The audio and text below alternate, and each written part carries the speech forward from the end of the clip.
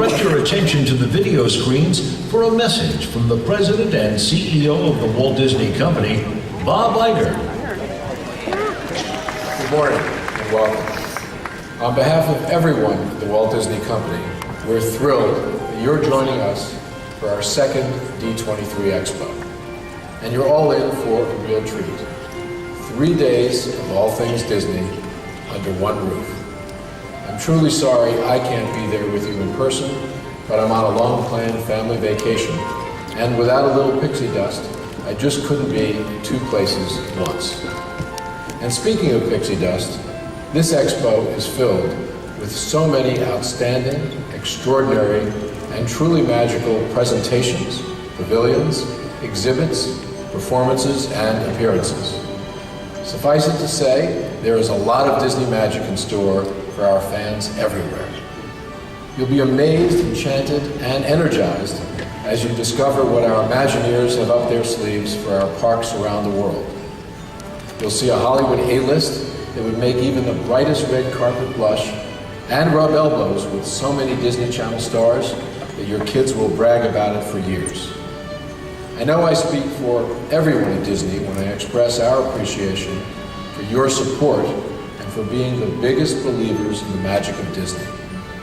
This remarkable company, with its timeless stories, beloved characters, memorable music, and unforgettable experiences, would not be what it is today were it not for your loyalty and enthusiasm.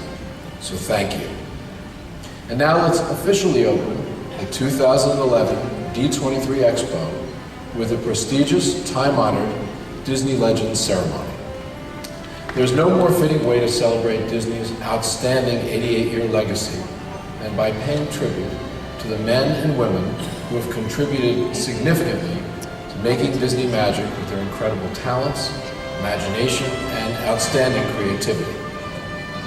This year, our 12 honorees include pioneers in family entertainment and represent the best in Disney film and television. And I'd like to personally congratulate 2 of them who are good friends of mine. I had the pleasure of working on the Disney Board of Directors with Ray Watson and personally witnessed the tremendous impact his contributions have had on the growth of this great company. To this day, I greatly value Ray's friendship, wisdom, and support. And while he retired from our board a few years ago, I know he brings a little of Disney with him wherever he goes. And my good friend Regis Philbin, whose laughter, charm, and friendship have meant so much to me through the years. I know millions of Americans will miss Regis's trademark morning banter, and so will I. Regis is a one-of-a-kind. His impact on this company and the television industry has been enormous. I wish all of our honorees warm congratulations and great thanks for your wonderful contributions to Disney.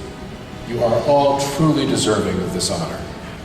And I hope everyone enjoys the ceremony and has a wonderful time at the Expo. And now it's my pleasure to turn the proceedings over to the Chairman of Walt Disney Parks and Resorts, Tom Staggs.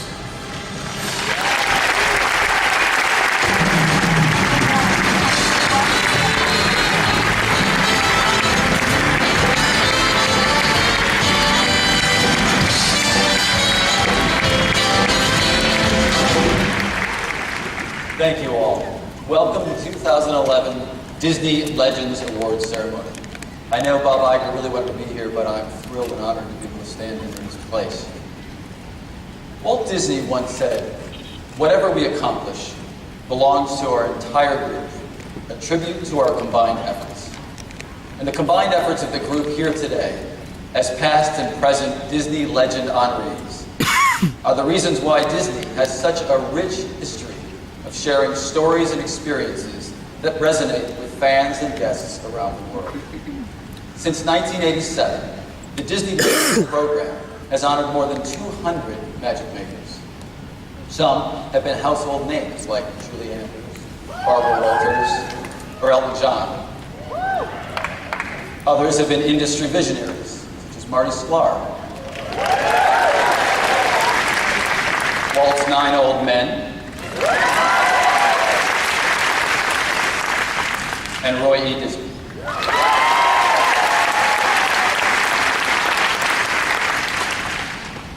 Creating Disney magic requires a coordinated effort across a broad array of disciplines. Fittingly, this year's honorees represent extraordinary contributions in film, television, animation and voice, parks and resorts, consumer products, and administration. And it takes an elite level of talent, creativity, and passion to be named a Disney legend. The original award, which you can see here on the stage, was created by Andrea Favini. The spiral stands for imagination and the power of an idea. The hand holds the gifts of skill, discipline, and craftsmanship. And the wand and the star represent magic, the spark that's ignited when imagination and skill combine to create a new dream. Today, we honor those who have displayed all of those attributes, creating a legacy for themselves and contributing to the storybook history of the Walt Disney Company. It's great to see many of our past year's legend honorees in the audience today. And I'd like all of you to please stand and be recognized if you would.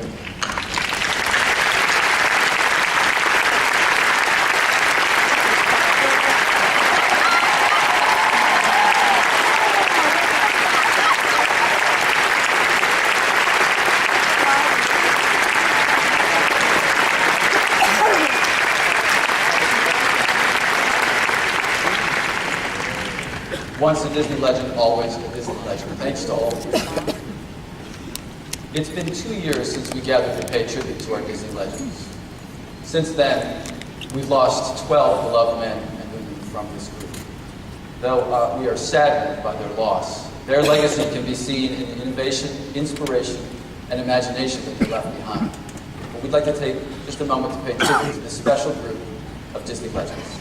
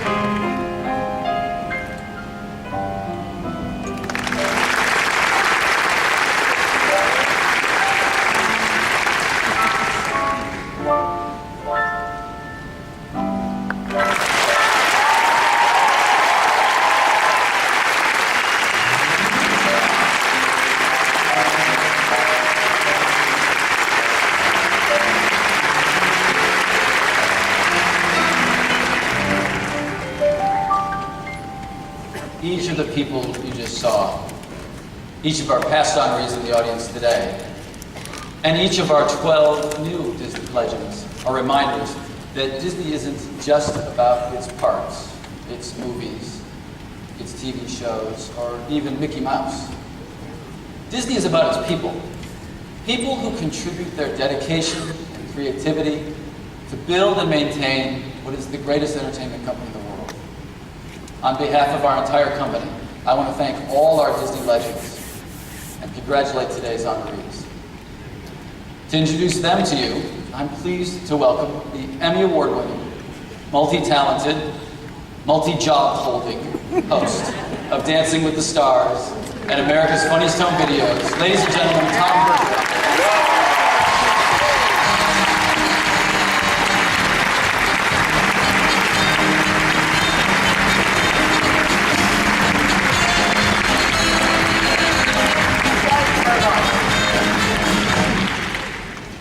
I'm sitting backstage talking with Regis and Kermit. Does it get better than that? I don't know. As Tom stated, it is an honor to be here with you today. I've been in this business a long time. I can tell you firsthand how inspiring it is to work alongside brilliant talent. And you'll see many examples of that today. It motivates everyone to think bigger and reach higher. I'm excited to introduce each of our new Disney legends and to share in the celebration of their enduring accomplishments. So let's get started. Our first 5 honorees have something in common that few can boast. Let's say they're all royalty, Disney princesses.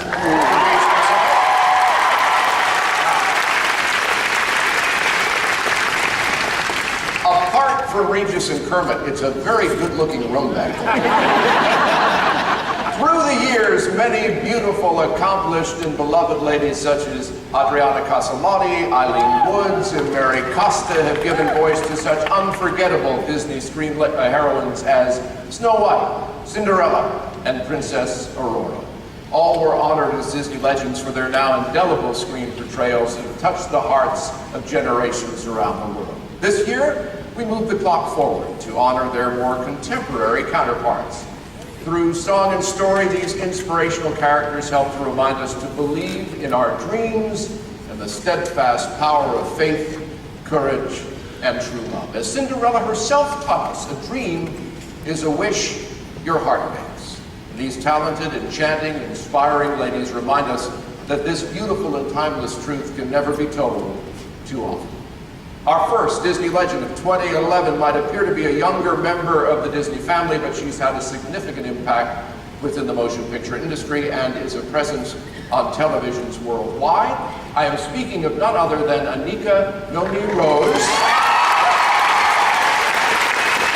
the singing and speaking voice of Tiana in the 2009 Disney hit The Princess and the Frog. Now, in the film, Tiana is a girl with a passion and determination as she works and struggles to fulfill her dream of opening her own restaurant. And as the song says, it's almost there, owing to a bit of voodoo trickery. Soon, she is transformed into a frog and embarks with Prince Naveen, who has also undergone, as they say in the politically correct term, an amphibious transformation, on a hop-heavy hike through the bayou where they meet a menu of interesting characters and fall in love.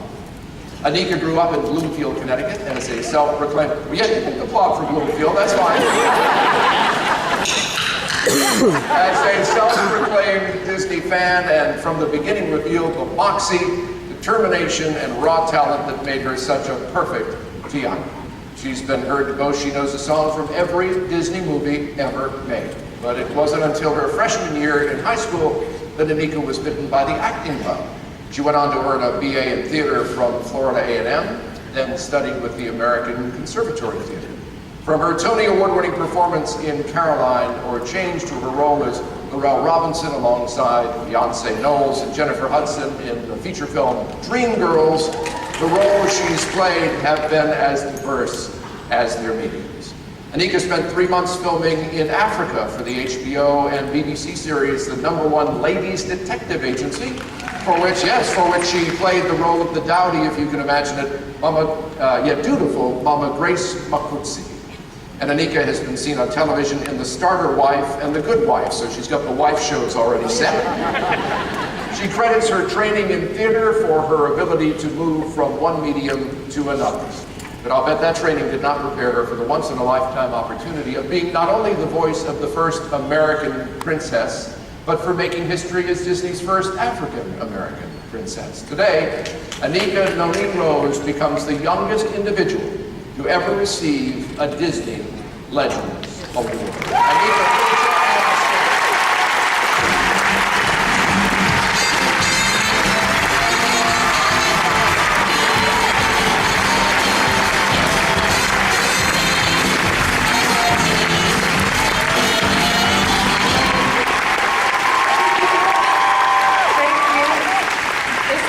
say something or not. I choose to say something. The first thing I want to say is that I was so busy in just running around lately. I want you to know I didn't realize until yesterday in the rehearsal that I was being honored, not Tiana. I thought I had an option whether or not, they want to know, Anika, if you would like to be a part of this. I didn't know that I was being honored. I thought Tiana was being honored, and I was here to stand in her place and represent her. I cannot tell you how honored I am to be here and to be a part of this. And I have to say thank you and give this honor to my grandmother, who told me that I could be whatever I wanted to be, whatever that was. And I have to thank my mom for telling me from the very beginning that I was part of Disney. She had me convinced I was a dancing mushroom. I just knew that I was part of the vacation. And I want to thank my guys, Ron, John, Peter, and John Lasseter, who I don't think is here today, for believing in me and trusting in what I had to bring and not deciding that they needed some meteor to play the part, but that I was good for them and they believed that I could do it. I'm so pleased to be here. I thank all of you for taking part in this and for being supportive of me, and I am blessed and humbled beyond belief to stand here and hear the princesses that brought my young years so much joy. Thank you.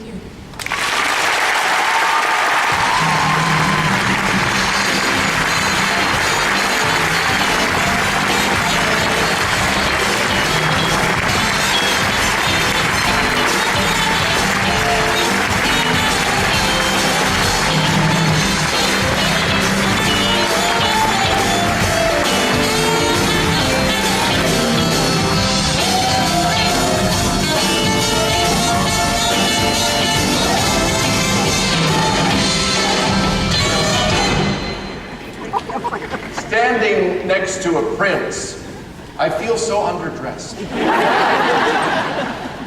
Sometimes the speaking voice of a Disney animated character is also the singing voice. In the case of Jasmine, the beautiful daughter of the Sultan in Disney's 31st animated feature film Aladdin, Linda Larkin provided her speaking voice, and Lea Salonga the singing voice. That's right, and today we honor both as Disney legends. We begin with Linda Larkin.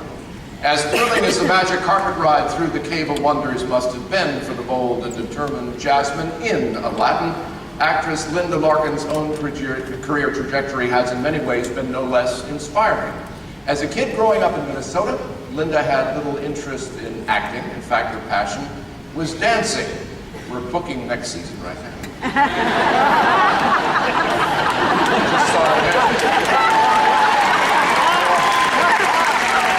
She trained extensively. Why not multitask? Upon moving to New York, Linda signed with a manager who began sending her out on calls that had very little to do with her first love, and Linda found herself acting more and dancing less, so a passion for acting was born. Like Jasmine, Linda is clearly not the type of person to wait around for someone else to tell her how to live her life. At the young age of 21, Linda was awarded the role of a coveted Disney ingenue, Princess Jasmine. Though Linda admits she knew the project was special, she concedes none of them, neither the film directors Ron Clement and John Musker, nor her co-stars Scott Weinger, Jonathan Freeman, or Robin Williams, knew the film would break box office records and become the top grossing film in 1992. The success of Aladdin has prompted 2 direct-to-video sequels, an animated television series, toys, video games, spin-offs, and merchandise, for all of which Linda has provided the voice for the determined young youth. In addition, Linda's been featured in the Disney animated television series House of Mouse and can be heard in the popular Kingdom Hearts video game. Linda, please join me on stage to accept your Disney Legend Award.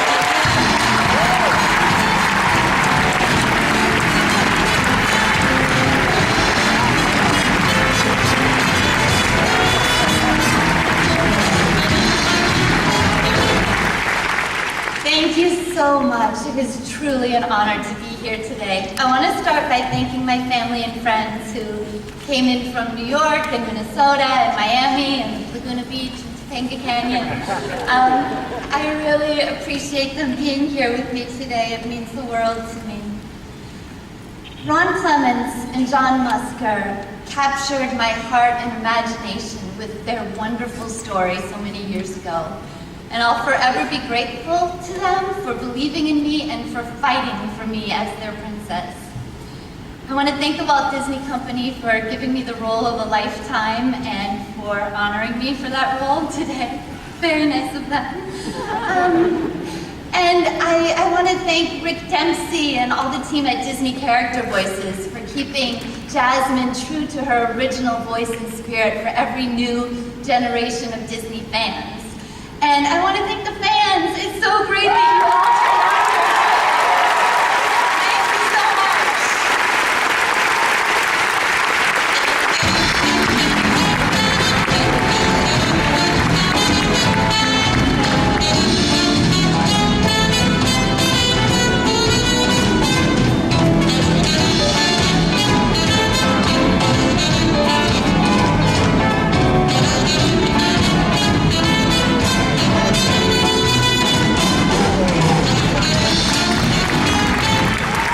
Congratulations, Leia. Now we turn our attention to Leia Salami, who sang for not one but two headstrong and brave Disney princesses, Jasmine and Mulan. The immensely talented Leia was the perfect voice for these two resolute characters, one a princess who longs to escape the confines of a palace life, the other a bold spirit who disguises herself as a man and joins the Chinese army in his place. Leia began her career at the age of 7, where her first stage experience was in The King and I for the Repertory Philippines. Many more productions followed. By the age of 10, Leia had recorded her first solo album. At the age of 10, I was still trying to figure out how to put on my pants. From there, this hard-working child star appeared on television and in movies, earning many entertainment awards in the Philippines. At the age of 17, Leia auditioned for a United Kingdom production company that was scouring the globe for a strong Asian singer and actress to play the role of Kim in their new musical, Miss Saigon. Competing against a childhood friend for the role, awkward, both young ladies found themselves bound for the UK, Leia having won the role of Kim, with her friend being awarded the understudy. There's a story there, I bet. Leia's performance in Miss Saigon was recognized with a host of theater awards, including the UK Olivier Award for Best Performance by an Actress in a Musical. And in the US, she earned the Tony Drama Desk Outer Critics Circle and Theater World Award. And we know she didn't stop there.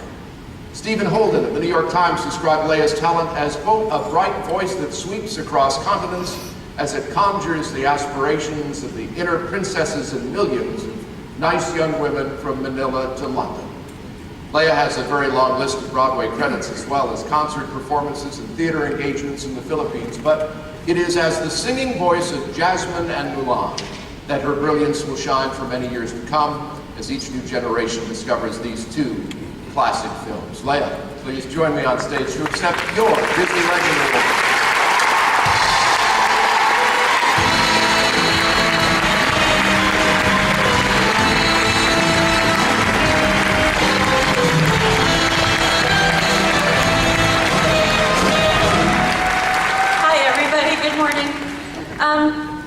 I'm usually really great at shooting from the hip, but right now I've just been rendered speechless by this because this is a really big deal, and it's wonderful for all of these princesses to be honored in such a wonderful way by the Walt Disney Company. So first to the Walt Disney Company, thank you very much. And I know that I will absolutely have to thank Alan Menken, Tim Rice, for their faith in me for Princess Jasmine's singing. I also have to thank Linda Larkin for not knowing how to sing. Yeah. Because if she did, I would not have this job. I would not be standing here today. But I really needed to thank the casting director for Aladdin first and foremost, Albert Tavares, who actively hunted me down in New York City and left me a note backstage at the Broadway theater where Miss Saigon was playing. and saying, "We have been looking for you. Would you please give me a call? We're looking for Princess Jasmine." I had no idea who he was, but on faith, I gave him a call, and the rest is history. So Albert, thank you so much. And to everybody that has worked on both Aladdin and Mulan, to the millions of little girls, including mine, sitting over there, that just continue to inspire princesses everywhere, and to all the fans, who many of whom are here, a lot of whom are here, who continue to show interest and love for these beloved princesses. And really, that's all I wanted to say. So to the music department at Disney, thank you very much.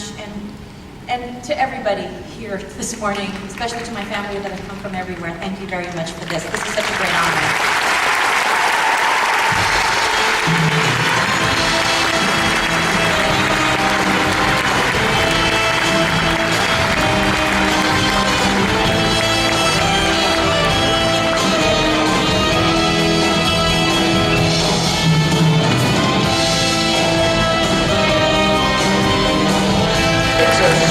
Voice to bring such a sensible, clear-headed, and beloved character such as Belle to life.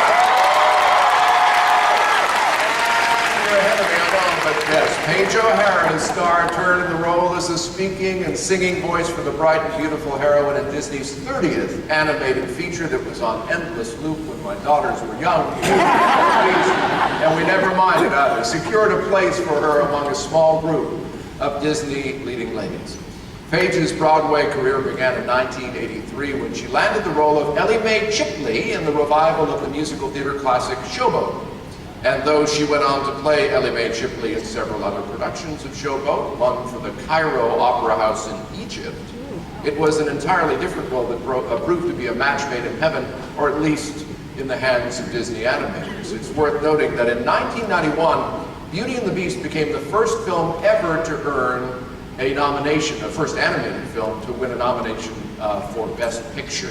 It won an Academy Award for the Best Score, which was composed by Disney legends Alan Menken and Howard Ashman, and the title song Beauty and the Beast won the Academy Award for Best Song. Paige continues to be the heart and soul of Belle by voicing the admired and self-educated princess in her direct-to-video sequels such as Beauty and the Beast, The Enchanted Christmas, and Belle's Magical World.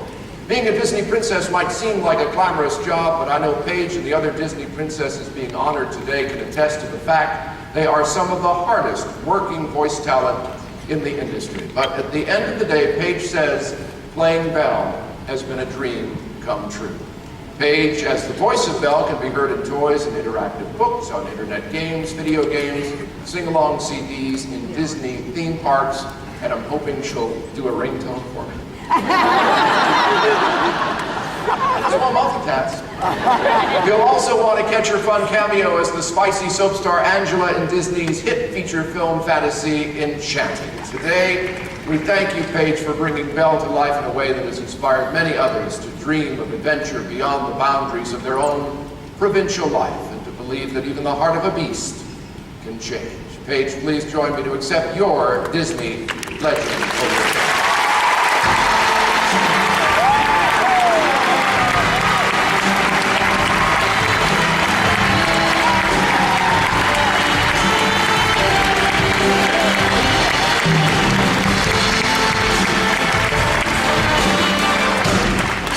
Oh wow, I'm so overwhelmed.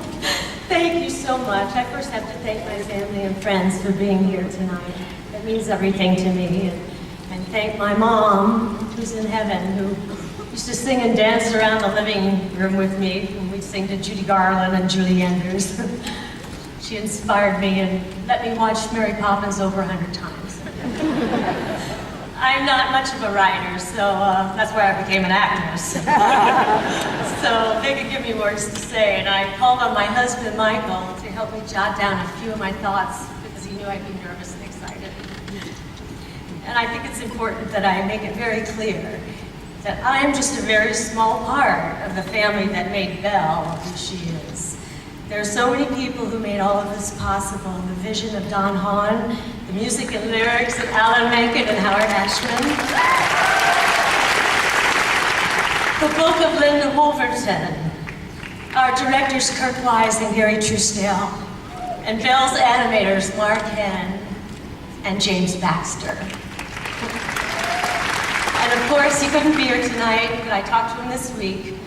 My dear leading man, my heart, Robbie Benson. I also want to thank all of the people that work so tirelessly behind the scenes, like Howard Green, and all these years, Disney character voices. Thank you. You know, I have to be honest, there's one thing that I really don't like about Belle. She never gets older.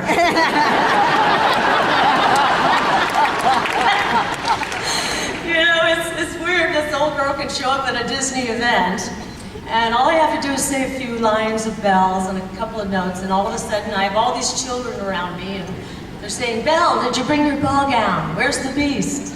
Now that's Disney magic. It doesn't get any better than that. But most of all, and I don't need my script with this, most of all, it's all about the fans.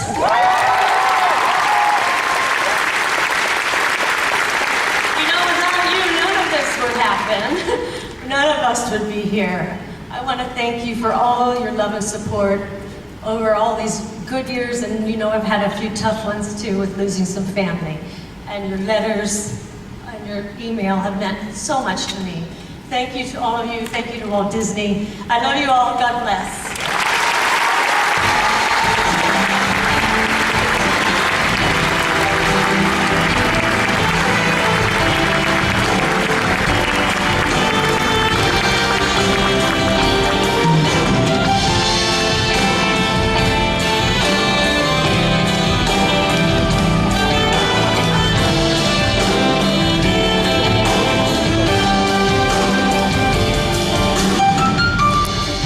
Next to Beast, I really got to get to the gym.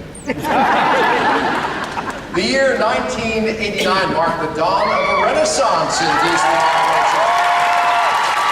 Walt Disney Studios returned to classic fairy tales as the basis for animated feature films, and it was the voice of a young mermaid named Ariel, inquisitive, independent, and headstrong Disney princess. It was Jodie Benson who gave that mermaid the name. Jodie's career began on Broadway, where she was honored with a Tony Award nomination for her role as Polly Baker in Crazy for You. It was during this time that she appeared in a short-lived musical entitled Smile, and had the good fortune to meet lyricist Howard Ashman. As many of you know, Howard Ashman would later collaborate with composer and songwriter Alan Menken on songs that have charmed millions and earned The Little Mermaid an Oscar for Best Score. Since The Little Mermaid first swam on the screens and into the hearts of audiences the world over, Jodie has spoken and sung for Ariel in 2 direct-to-video film releases, on television and theme park shows and attractions, and for toys and video games, and maybe a ringtone. In addition to the voice, they're all back there, I can get to all. In addition to the voice of Ariel, Jodie can be heard as Barbie in Toy Story 2 and Toy Story 3. And is the voice for Lady and the Tramp, of course. She also appeared in the feature film Enchanted as Sam, the assistant to Patrick McDreamy Dempsey's character, and played the part of Weebo in the film comedy Flubber. The Little Mermaid marks, this is remarkable, its 22nd anniversary this year. It's amazing to think Jodie has delighted audiences with the voice of one of Disney's most iconic animated characters for over a generation. With her soaring yet plaintive vocals on Part of Your World and the youthful self-reliance Jodie mixes with enthusiastic naivete, Ariel will continue to captivate new generations as they discover anew the mermaid princess who longed to be human. It is my honor to invite Jodie Benson to the stage to accept her Disney.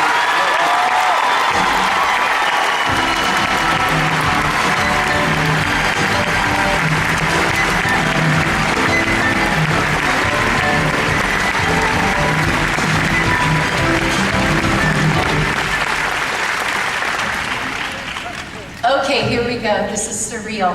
Absolutely surreal. 11 o'clock in the morning, I'm in a ball gown. What can you do? Praise God, from whom all blessings flow, that I'm standing here today. I'm a proud cast member of our Disney.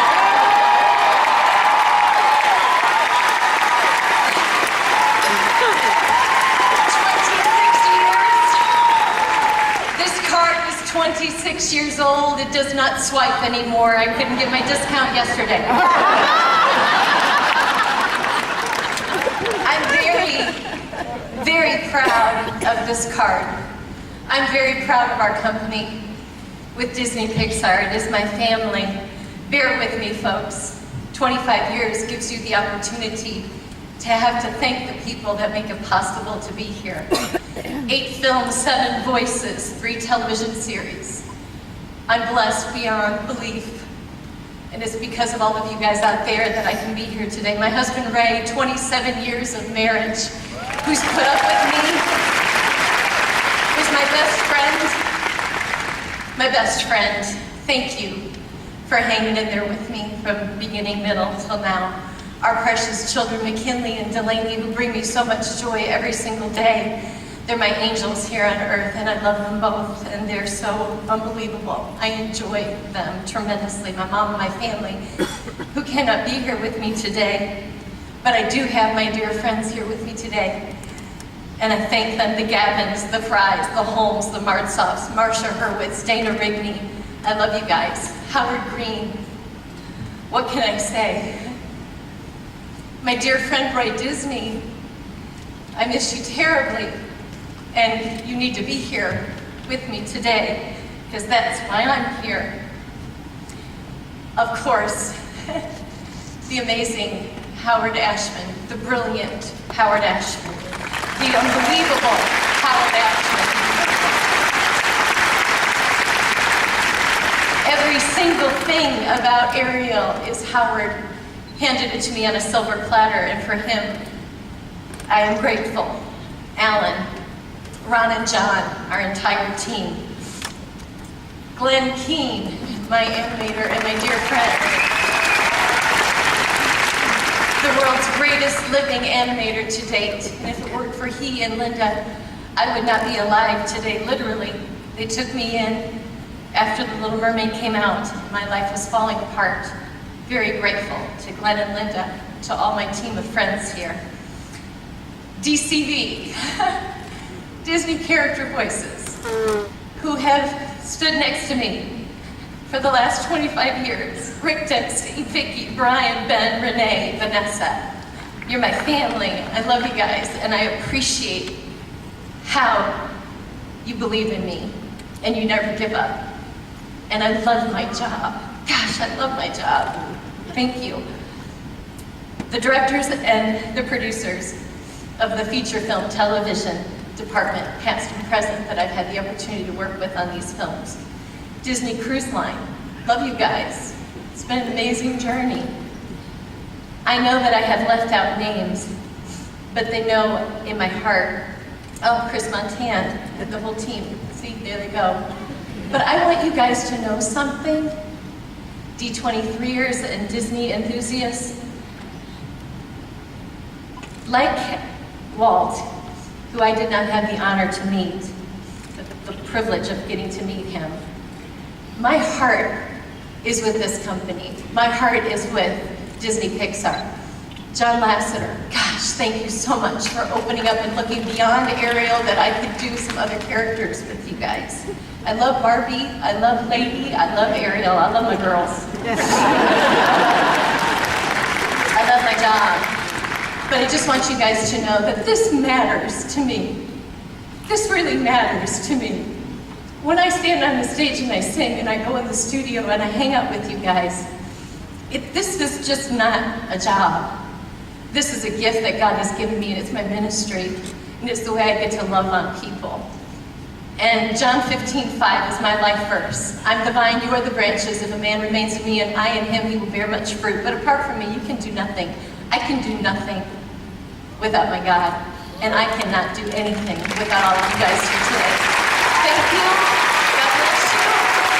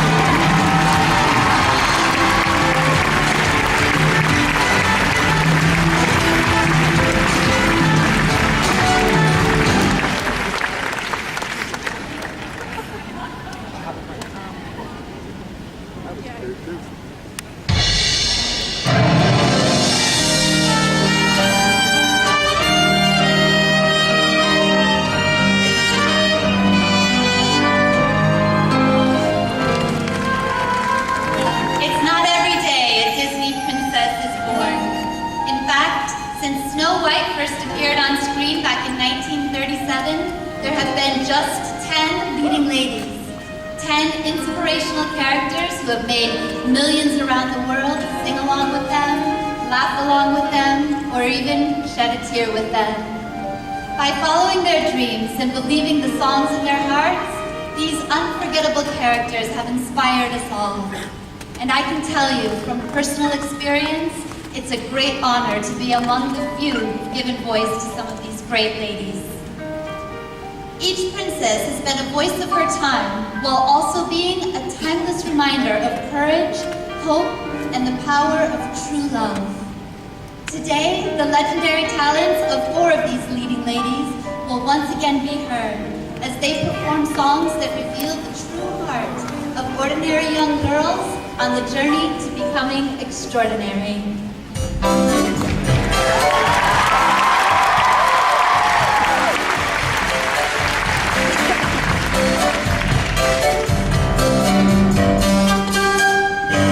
There goes the baker with his tray, like always, the same old bread and rolls to sell.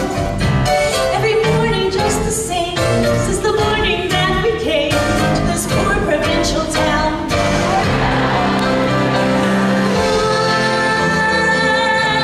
Isn't this amazing? It's my favorite part because you see,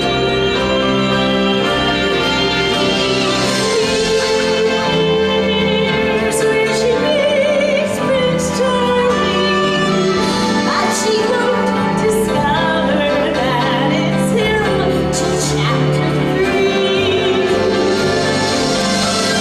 Something sweet and almost kind, that he was mean and he was coarse and unrefined, and now he's dear and so unsure. I wonder why I didn't see it there before.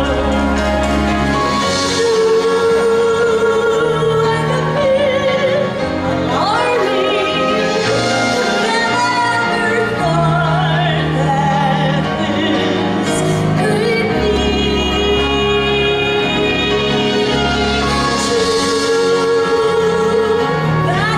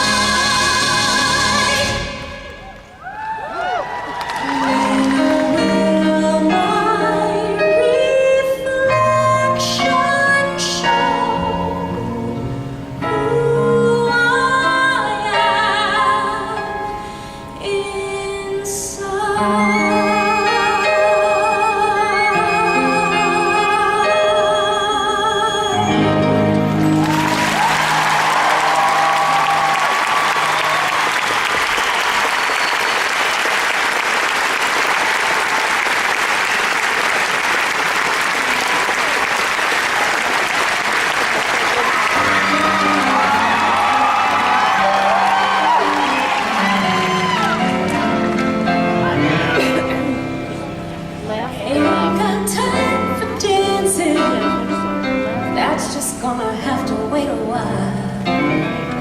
Ain't got time for messing around, and it's not my style. This old town can slow you down, people taking the easy way. But I know exactly where I'm going. I'm getting closer and closer every day, and I'm almost there. Almost there. People down here think I'm crazy, but I don't care. Trials and tribulations, I've had my share. There ain't nothing gonna stop me now, 'cause I'm almost there.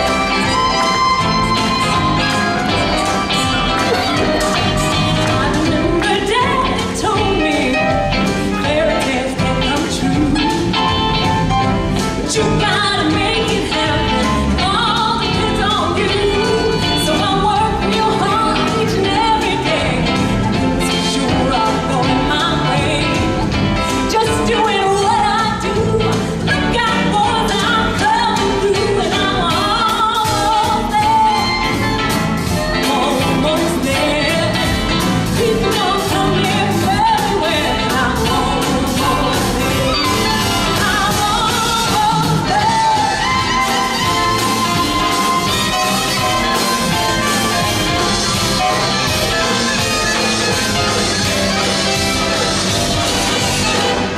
And trials and tribulations, you know I've had my share.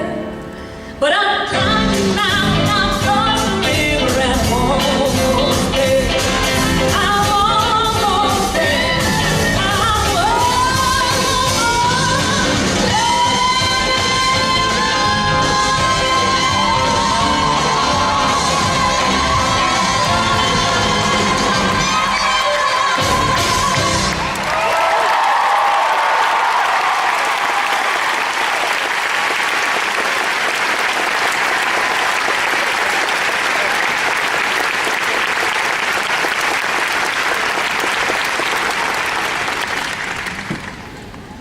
Maybe he's right.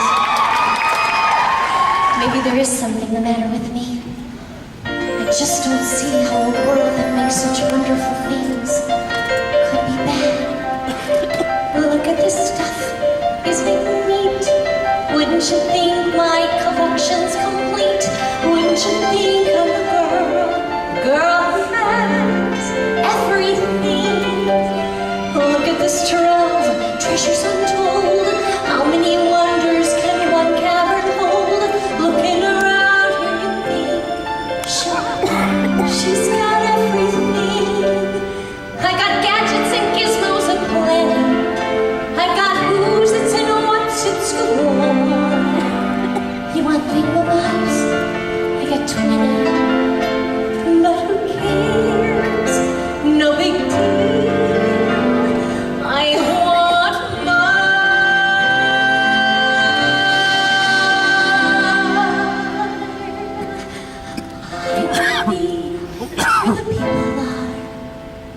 I wanna see him dancing, walking around on those, what do you call them? Feet. Flipping your fins, you don't get too far. Legs are required for jumping, dancing, strolling along on what's that word again? Street. Up where they walk, up where they run, up where they stay all day. The sidewalk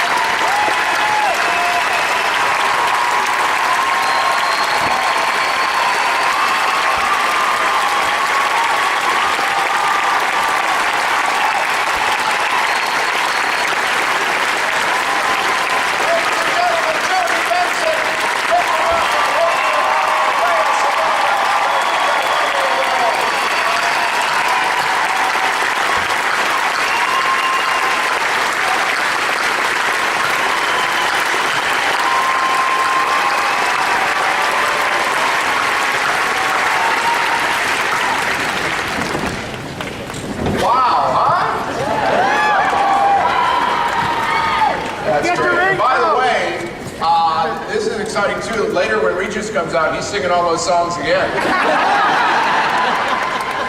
Right? As you know, Disney films are never short of heroes or heroines. But what you rarely hear about are the less recognizable heroes in our midst whose efforts are far-reaching because of the mountains they move or deals they tirelessly negotiate. Our next Disney legend, Ray Watson, is one of these heroes. Raymond L. Watson was born in 1926 in Seattle, Washington. After moving to Oakland, California in 1934, Ray was raised by his grandmother, spending his summers at the state beaches and parks where his father worked as a carpenter. After a short stint in the U.S. Army Air Corps Cadet Training Program toward the end of World War II, Ray enrolled at the University of California at Berkeley, receiving his BA and a master's degree, both in architecture. In 1960, Ray joined the Irvine Company in Orange County, enticed by the company's 90,000 acres of undeveloped land. At that time, Ray recalled, there was a spirit within the Irvine Company. We had a blank paper for our creative juices, and our plans could go from this blank page to the ground. There is that same spirit in Disney. Ray's first involvement with Disney was in the mid-60s when he was asked to meet with Walt to discuss Epcot, the experimental prototype community of tomorrow, which was still just a dream in Walt's imagination. Walt needed advice from someone with urban planning experience on the same gigantic scale as his new project, and Ray, who was currently developing what is now the city of Irvine, was a perfect fit. Although he was never actively involved in the development or construction of Walt Disney World, Ray would frequently stop by the site whenever his business affairs took him to the East Coast.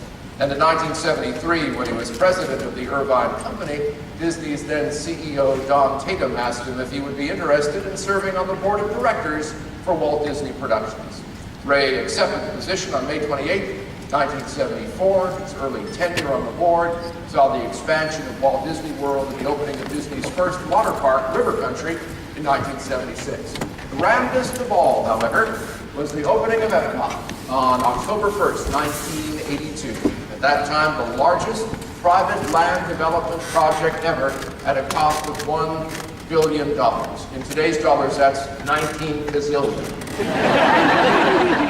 Disney, I just know that. Disney chairman Card Walker retired in 1983 after the opening of Tokyo Disneyland, the company's first international theme park. Ray was elected to the position of chairman of the board in his place. It was a tough 9 months in 1984, as Ray, along with Roy E. Disney and Stanley Gold, fended off not one, but two hostile takeover attempts during perhaps the most tumultuous period in Disney's corporate history. On September 22nd, 1984, Ray stepped down as chairman when the board of directors voted in Disney's new chairman and CEO, Michael D. Eisner, and new president, Frank G. Wells. Ray remained on the board and served as part of the executive committee until his retirement in 2004, after serving the company for 30 years, establishing a worldwide reputation as a real estate development visionary. Ray, please join me on stage to accept your Disney legend.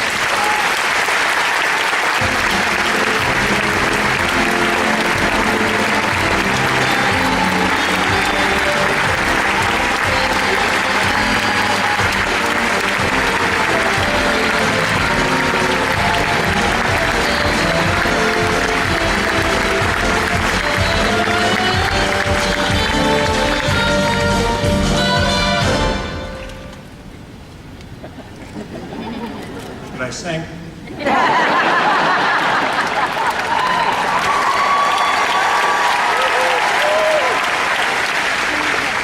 I just want to say thank you.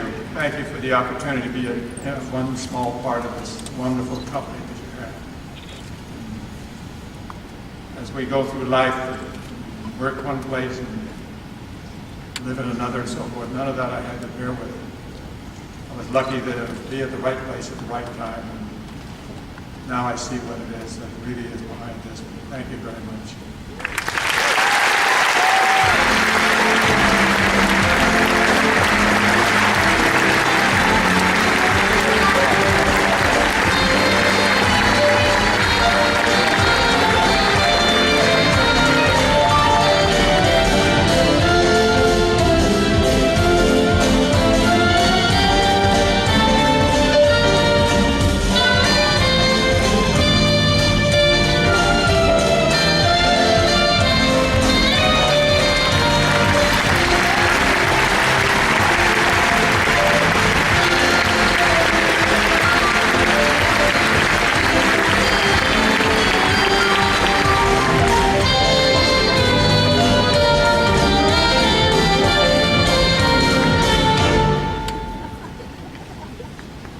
Our next Disney legend, Barton Bo Boyd, did not take long to discover what he was good at. Growing up in Laguna Beach, Bo spent vacations and weekends working at a local pottery shack.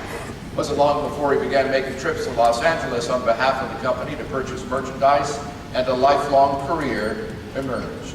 Bo brought his knowledge of merchandising to Disneyland in 1968, where he became an assistant merchandise supervisor. He was responsible for all Main Street USA gift shops and retail spaces, the China Closet, Camera Center, Magic Shop, even the much photographed Flower Mart. 6 months later, Bo moved down the street to assume supervisor duties at the Emporium, which at that time operated independently. When the Pottery Shack offered him a position to return as general manager, Disneyland countered with a raise and an offer to take a lead merchandising role in Walt Disney World. Boyd recalled being the third person from Disney to relocate to Florida in early 1971. On site in Florida, Bo put together a merchandising organization for the new park similar to what he had done in California, recruiting from up and down the East Coast and designing and developing unique merchandise that would be ready to go on opening day just a few short months away. Soon he was promoted to director of merchandise division, and in 1976 he relocated back to California, where he assumed the role of vice president retail merchandising and established the central buying office for both parks. In 1983, Bo was asked to run a new division, Disney Consumer Products, while at the same time retaining his theme park merchandise duties. It soon became apparent it was going to be too much to stay on top of parks retailing while making the consumer products business grow, recall. So I took theme park merchandising out of Burbank, relocated it back to the parks where it belonged. During the ensuing years, Bo oversaw one of the longest periods of sustained growth in Disney merchandising history, with initiatives such as licensed merchandise, Walt Disney Records, and in publishing the start of Hyperion Press in a line of Disney magazine products. On the retail side, there were the far-flung departments of the Disney catalog, Disney Interactive for computer games and educational software, ESPN The Store, and there is a quiz on this later, by the way. ESPN The Store and the Walt Disney Classics collection, a fan-favorite division that celebrated classic Disney animated films. The granddaddy of them all, however, was the establishment of the first Disney store outside the grounds of the theme park. That's right, the first store opened, as you probably know, in Glendale, California in 1987, and Bo grew that innovative business in 10 years to more than 600 stores in the United States and in 8 foreign countries. Bo was named chairman of Disney Consumer Products in 1997. He retired on February 14, 2001, 33 years to the day he first walked down Main Street, USA for his first job at Disneyland. He had been involved with Disney merchandise longer than any person in the history of the company other than Walt's brother, Roy O. Disney. After retirement, Bo and his wife Vicki moved to Mesquite, Nevada, where he lived until his passing in April of this year. Accepting the Disney Legends Award on behalf of Bo Boyd are his daughters Kristen Schmidt and Kelly Kieselbach.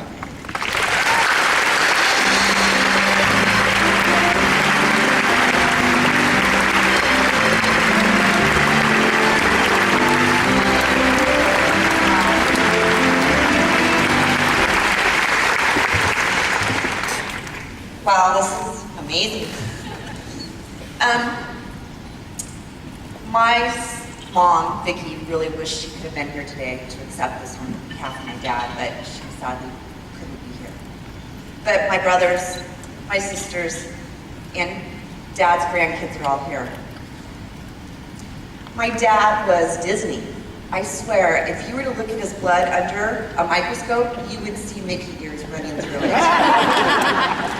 He loved everything about Disney. His career, the fact that he started on Main Street and ended up as the chairman, was crazy. Growing up my entire life as part of the Disney family was a dream. We moved to Orlando and lived in a neighborhood that was entirely Disney families. We met people from all over the world, learned their culture, tried to speak their language. My dad traveled everywhere with Vicki.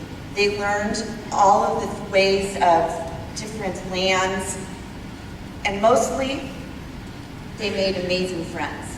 And those friends are still today keeping in touch. Now, sadly, my dad did pass away a few months ago, and he would have been so proud and so honored to be here, but we're here instead. Now, our one memory is running through Disney World with the Princess of Morocco as the bodyguards tried desperately to keep up. Now,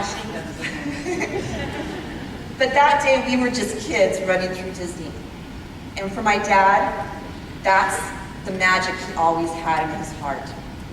The Disney stores, that was his biggest, most proudest moment ever. Every opening, he beamed. And when a new movie came out, he was so excited about the new merchandise. And I tell you what, he used his employee discount like no other. All of our gifts for Christmas were Disney related. And please forgive me, but when we turned teenagers, that bratty stage, we fondly referred to Mickey as the little rat. But now, grown, with kids of our own, that magic just comes back. And it's such an honor to be here. And I know the fact that all of you sitting here know that magic and have those Mickey ears running through your veins as well. Now, my sister got to experience one of these events with my dad, and she just wanted to share briefly her experience here. But thank you to the Walt Disney Company and for all of you and the fans that love Disney merchandise. This is just going to be very, very brief. I just wanted, when I heard that the convention was going to be taking place during the same time as this Legends ceremony, it couldn't have been more perfect. When I was here one time with my father, I got to see him meet probably many of you. He went home in the car that day and just cried. It made him so happy, and I want all of you to know how happy you made him when he came and took part in all of these conventions. He loved it. So thank you.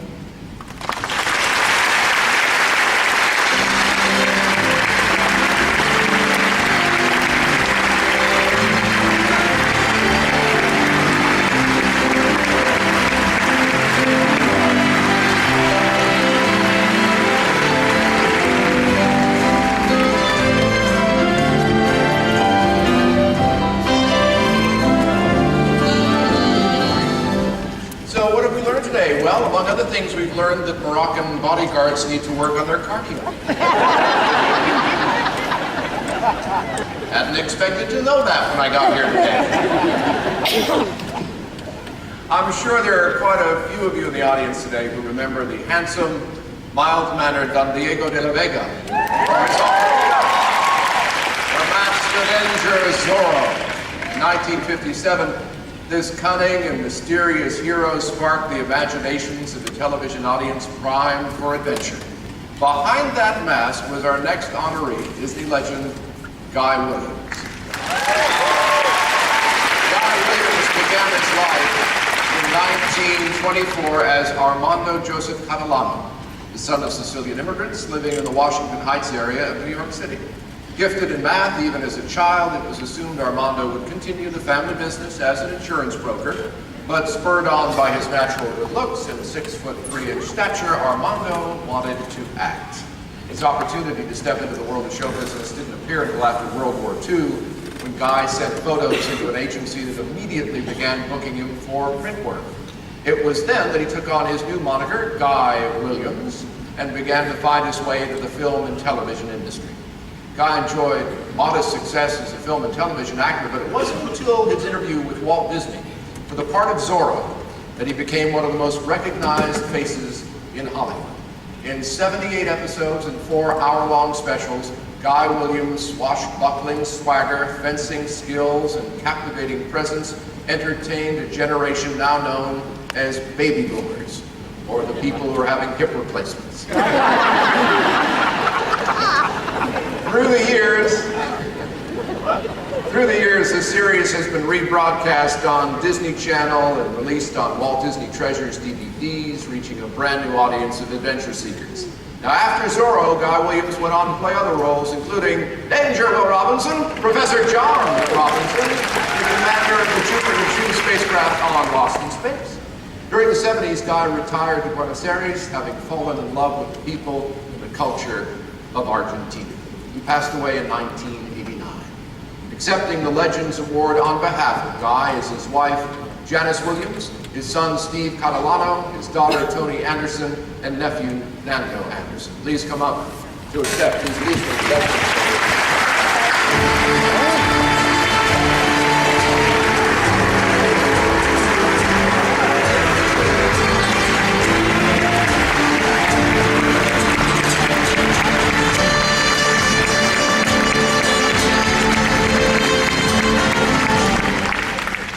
Well, I want to thank you on behalf of my dad, my mom Janice, and sister Toni, and nephew Nando are very pleased to be here and accept this award on behalf of my dad. He would have been very happy to have seen this. I wanted to thank Bob Iger and Roy Disney for their personal hand in this, and Uncle Walt for selecting the right guy for the role. And we were trying to figure out a way to express to the fans who've kept my dad's memory alive our gratitude, and so we brought the sword, with which I want to salute you as he did.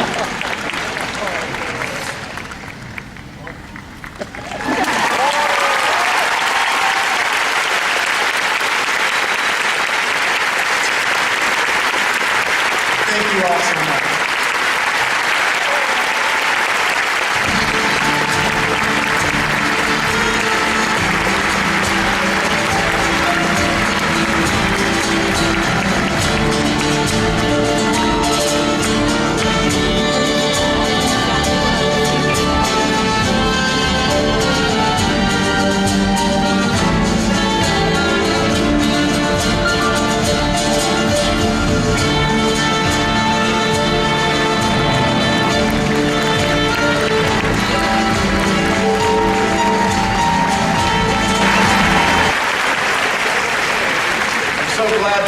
The salute, because in rehearsal he tried to carve a Z in my chest. Not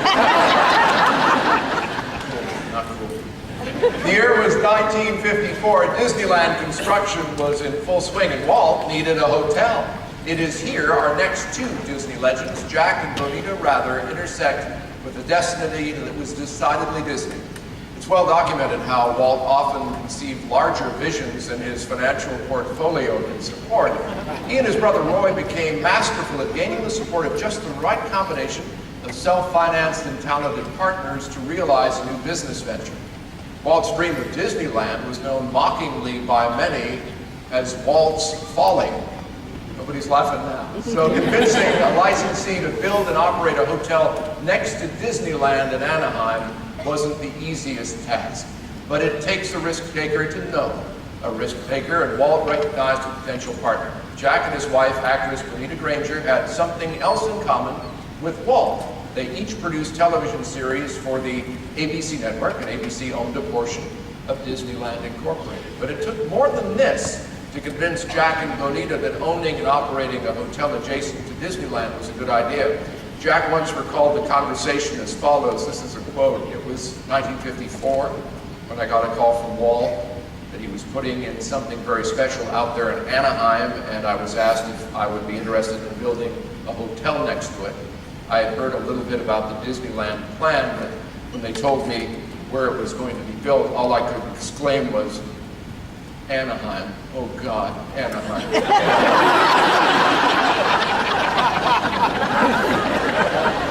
Acting! In the end, Rather Corporation won the bid and agreed to build a luxury family hotel on property adjacent to Disneyland. Ground was broken on March 18, 1955. The hotel opened 6.5 months later. 104 rooms in 5 two-story buildings. Starting rate, $15 for a room. In today's dollars, 200 gazillion. The Disneyland Hotel, originally conceived as simply lodging, presaged future developments in how Americans entertain themselves. pioneering, as Jack's son Chris wrote, new forms of dining as entertainment, shopping as entertainment, and the use of a waterfront setting in an urban environment. The Disneyland Hotel has since played host to kings, queens, presidents, slow-moving Moroccan bodyguards. That's a callback. Presidents, entertainment, and sports legends, and families from around the world.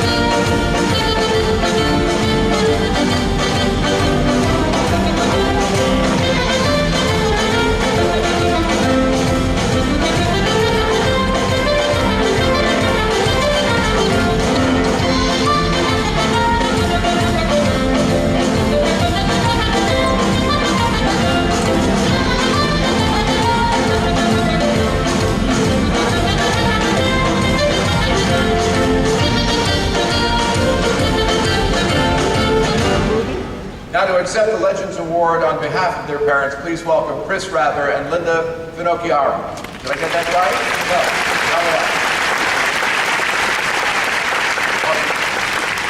You're not her at all? Your sister's not here, so I shouldn't have worried about screwing up the pronunciation.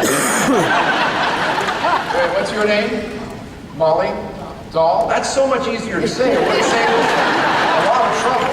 No, I'm sorry. You got the award. Yeah, sorry. Well, on behalf of our parents, thank you so much for this wonderful honor. And what our parents shared with Walt Disney was a belief that business should and could be fun, and that even a hotel could be entertaining and magical. So thank you so much.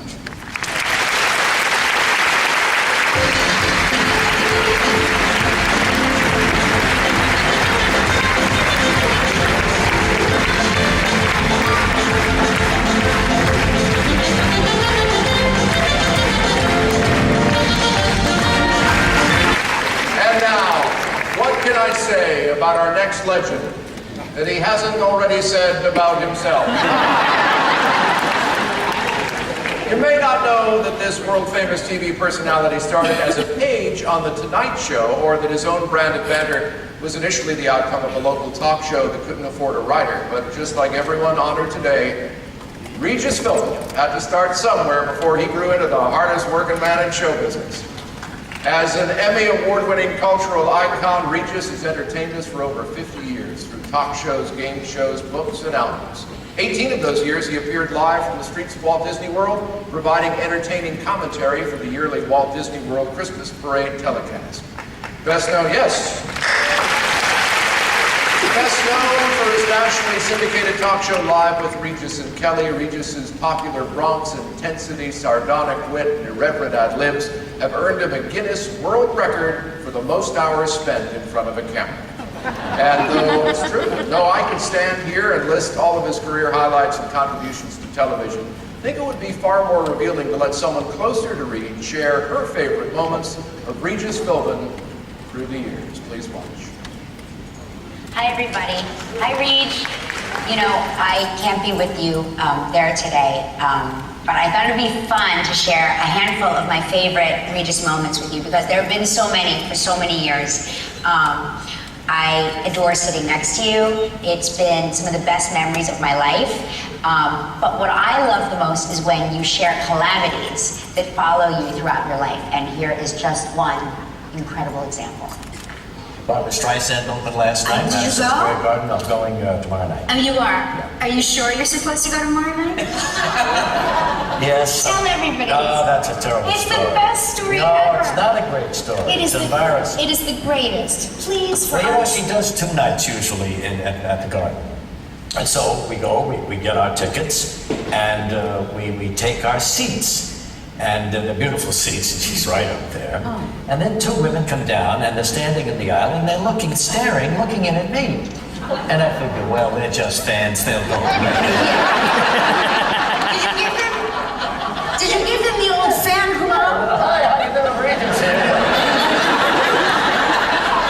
staring. And it got on my nerves, so the full act, they're in there. Now they're not only staring, they're glaring. So during the intermission, the guy comes, you know, the boss man there with the seats. Regis, can I see you? Yeah. He said, can I see your tickets? I said, of course, here we are. See, they're the right row, the right seat, everything's fine except the day is wrong.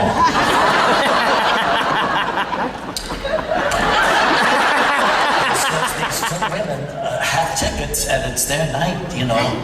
I was so embarrassed. I said, get rid of them. No, What the staff and I look forward to the best, and it really doesn't get any better than this, is when there is a diagram involved. Give us a diagram? Yeah, a little diagram. Oh, it's been a long time since we've had a full diagram. We were early for this dinner, so I got here to this line, and then got stopped with that line, and then got stopped with this line, and then got stopped with this line, and this line. I almost have a collision. I parked back here. I cannot find it. It was driving me crazy. I walk all around. I must listen. I go back here. It's a big building. Throw the bucket into the hospital. But no one knows where the doctors are. It was madness. By the time we left and got back to Il Tonello, Trump had finished his spaghetti. Christmas time, of course, inspired a lot of memorable moments during the annual torture that was the baking segment with Regis and my kids, but mainly the torture came from Regis. Look what we got. Just as good as yours. Just as good as yours. You baked them at 325. 15 to 18 minutes. You want them sort of golden brown, light and fluffy. You don't want them black on the bottom. You want them a nice light color. Then the most fun part, this is the greatest part, is when you take the powdered sugar, and while it's still warm, not hot, but warm, you want to cool it slightly. You want to powder your face with sunshine. See? Just like that. Nice.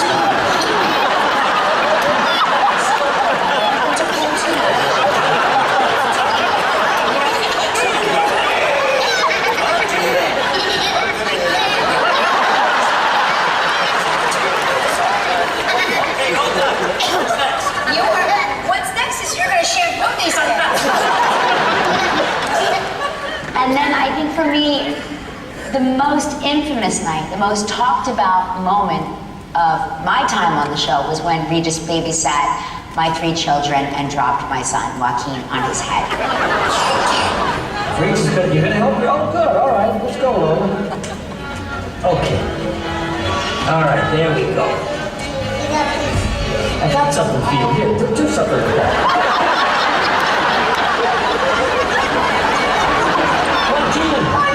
Oh, pony ride. Now you want a pony ride. There. Okay. And guess what? Fresh as a daisy. Look at that. Now he thinks I can too. Fresh as a rose. Fresh as a rose. I did a good job, didn't I? Oh, he loves his brother.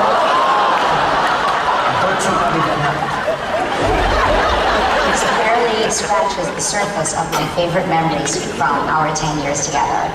But I know we're going to relive as many of them as possible on the show this fall. In the meantime, I just want to congratulate you because you truly are a legend. You are a living legend. And I think it's wonderful that you're being recognized, finally, as being a Disney legend because you've been a legend in my life for a long time. Love you, baby. Regis, it's been said waking up with you during your morning talk show live with Regis and Kelly was better than an espresso. In fact, you've always provided us with plenty of laughs and entertainment, whether you were entertaining us as the host of Who Wants to Be a Billionaire, which inspired the attractions of Walt Disney World and Disneyland, or hosting shows like America's Got Talent, $1 Million Password, and the annual Daytime Emmy Awards. We know we're going to be thoroughly amused, entertained, and informed. And now, Regis Philbin.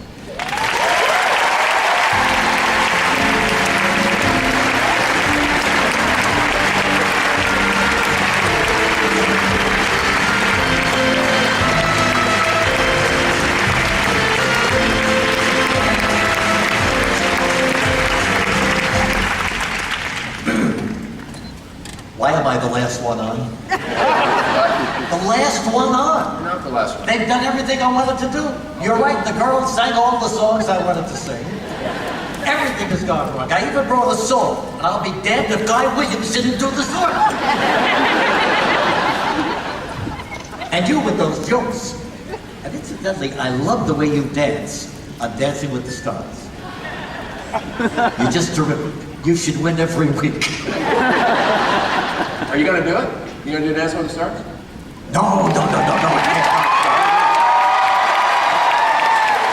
Too much work. Way too much work. Too much work? Have you watched me work? It's hardly anything. You made fun of hip replacements today? I've got one of those, and if I did your show, I'd have another one. I'll be over here. Will you? I'll go hold on. Just say it one more time. What? Just say it one more time. What's that? Gazillions. Gazillions. You know, I can't tell you how impressed I am with the turnout today and all of you people. And you know, you forget what tremendous fans the Disney organization has. And the fact that I so well remember my first job in television, I worked at a prop house at the local TV station, Channel 13 in Hollywood KCOP. And the reason I remember it is because I went to work there in 1955 after doing 3 months of being a page at NBC and watching Steve Allen do The Tonight Show. And the reason why 1955 stands out in my mind, especially being here, is that that was the year that Walt Disney unlocked the gates and started this whole tremendous thing. It was the talk of Los Angeles that year, and then, of course, the talk of the country and the talk of the world now. So, over the years, I've been associated with Disney on many, many occasions as a newsman and working in Los Angeles. I would come down to the Disneyland, and I would bring my children. My wife Joy is with me, and one of my daughters, JJ, is right here. And we had wonderful times. We learned a lot, and the kids were fascinated by it. And then we moved back to New York in 1983, and I got a job at ABC doing the morning show, and a few years later Disney bought ABC, and so we would do that morning show in Florida a couple of weeks every winter. And I got to know the people who worked on the lot, and was so impressed by the dedication of the young people and middle-aged people who never left their jobs at Disney, who were so devoted to Walt and to the ideas that he had. And then I became impressed with you, the fans, the people who would come. For 24 years I did the annual Christmas parade, which is a major event at Disney World and now at Disneyland as well. And the people would come, and you remember, they would come year after year, and I would get to know them because we would rehearse the show and I'd be mingling among them. And every year, it was almost like the same families would come back, and they would bring their children and then their grandchildren. It was incredible devotion to the park. And I must tell you, you could just tell how they wanted to be there, how much they loved being there, how much it meant to them and their families that they would share Christmas or any time in the year at the Disney parks. It's just great. And so I was very, very happy to be a part of it. You know, Kelly was saying, I had a number of catastrophes, and that's what I talk about in the morning. Something very